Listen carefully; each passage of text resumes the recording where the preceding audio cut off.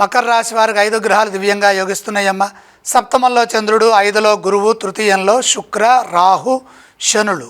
చక్కని శుభకాలం, శుభయోగాలు ఉన్నాయి.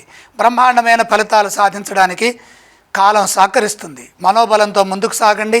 పనులు వాయిదా వేయకుండా సకాలంలో ఎప్పటి పనులు అప్పుడే పూర్తి చేసుకోండి.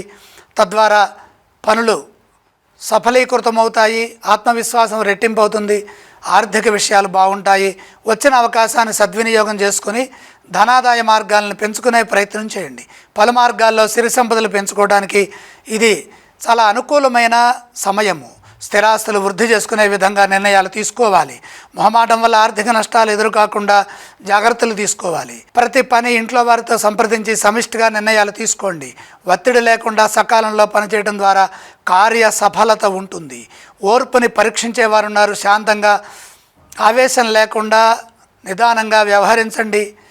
ఉద్యోగంలో జాగ్రత్తగా పనిచేస్తే మేలు చేకూరుతుంది. ఇతరుల విషయాల్లో కలగజేసుకోకుండా మీ పనులు మీరు ధర్మబద్ధంగా పూర్తి చేయండి.